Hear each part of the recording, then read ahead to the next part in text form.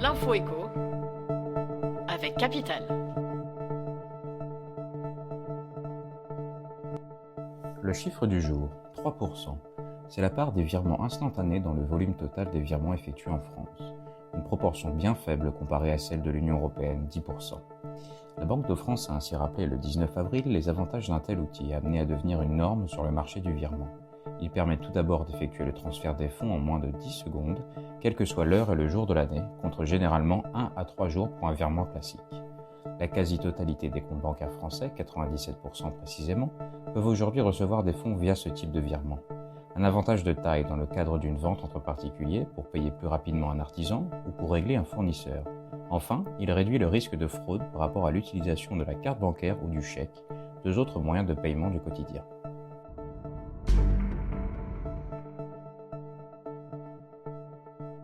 Le coup de gueule du jour est poussé par quelques milliers de retraités qui ont eu la mauvaise surprise de voir leur pension diminuer. Il ne s'agit pas d'une mesure venant rogner sur leur pouvoir d'achat, mais d'une formule de calcul du taux de contribution sociale généralisée, la CSG, qui, cette année, leur est défavorable. Rappelons d'abord que lorsque vous êtes retraité, votre taux de CSG varie de 0 à 8,3% en fonction de votre revenu fiscal de référence. Mais cette année, comme les pensions étaient mieux revalorisées que les seuils de revenu fiscal de référence, des retraités qui étaient proches de ces seuils les ont dépassés. Résultat, leur taux de CSG a augmenté. D'après le syndicat Force ouvrière, pour certains, la perte atteint plusieurs centaines d'euros par an.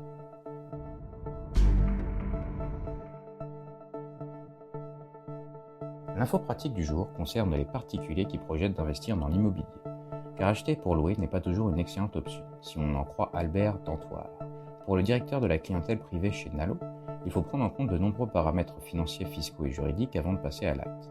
Impôts fonciers, prélèvements sociaux, droits de succession et impôts sur la fortune immobilière peuvent considérablement rogner la rentabilité de votre investissement. Vous avez par ailleurs tout intérêt à vous soucier de votre plus-value potentielle à la revente, à maximiser l'effet de levier du crédit et à ne pas vous laisser berner par les promesses de la défiscalisation, avertit notre chroniqueur qui vous livre les clés pour ne plus acheter les yeux fermés.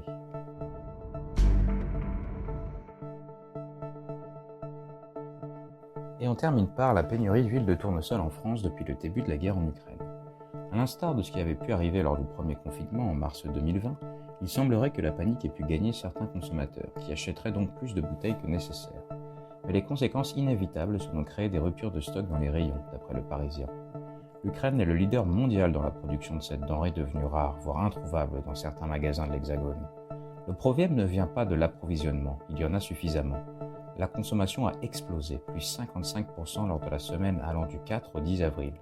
Pourtant, il n'y aurait pas de raison de s'alarmer, au moins jusqu'à l'été.